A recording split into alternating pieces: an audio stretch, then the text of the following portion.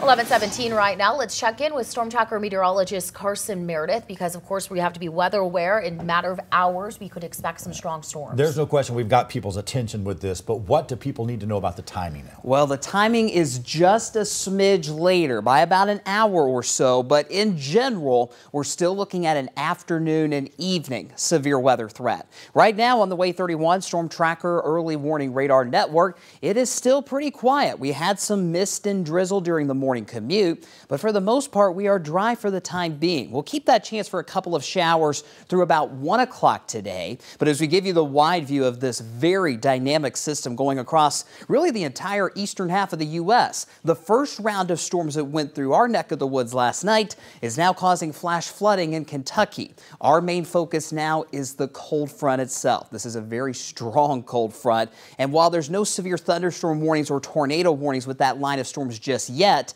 it's moving into a better environment that's got more wind energy to work with and a lot more fuel as well. This line is moving eastward at about 35 to 40 miles per hour. So as we put that track heading to the east, you notice those lines of storms arrive in the Florence area, the Quad Cities, just after 2:30 this afternoon. Again, that timing is about an hour later. Russellville, we're talking closer to 3 o'clock, and eventually Athens and the rest of the I-65 corridor in the 3:30 to 4 o'clock time frame. On the Way 31 Skycam network, mostly cloudy skies, which is our friend today. The more sun we see peeking through the clouds, the more fuel for severe storms this afternoon. But look at those temperatures. It's 70 degrees here in Huntsville, 74 in the Shoals, 68 in Guntersville. It's more like a summertime morning because it's so warm and it's very humid. Plenty of moisture in the atmosphere for these storms as well. So again, for the next 2 hours or so, just 1 or 2 showers. That's it. Past 2 o'clock today,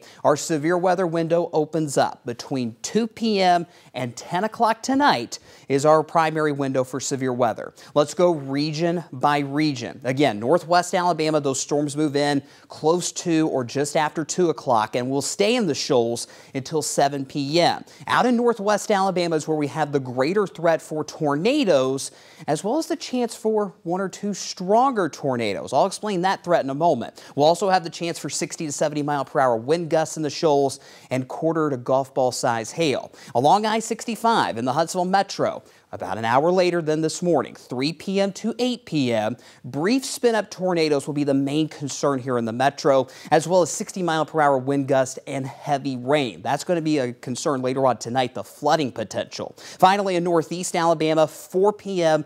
to 10 p.m. for Scottsboro, Guntersville, Fort Payne, and Gadsden. Same threats as the metro. Brief spin-up tornadoes, 60 mile per hour wind gust, and very heavy rain. Let's go through future radar. 2 o'clock this afternoon, you've got the line of storms that's in Memphis now, moving close to the Alabama-Mississippi state line. That's one area to watch, but we'll also have to watch to our south and west for any supercells that develop. Most of the supercells will stay south of us today. Having said that, if one rogue cell can get into North Alabama, that's where our strong tornado potential comes into play, EF2 strength or higher. As the evening goes on, closer to 6, 7 o'clock tonight, we'll still have that severe weather potential, but we'll lose some of the fuel in the atmosphere. And once the sun goes down, we'll start a slow transition from severe weather to a heavy rain threat. And we will keep heavy rain in the forecast through late this evening and overnight tonight until that cold front moves through and finally puts an end to this mess after midnight tonight. As we mentioned, many of us are going to see 1 to 2 inches of rain today, higher amounts possible in northeast Alabama, which may cause some flooding concerns overnight and heading into the Friday morning drive. Make sure your severe weather plan is ready to go. Multiple ways to get those warnings. Know where your shelter is. Keep your phones charged up. And stay with us on all of our platforms. On air, online at waytv.com, and by downloading that Way 31 Storm Tracker weather app. 7-day forecast, much colder Friday with highs only in the 40s, but we rebounded to the 50s and 60s for the weekend.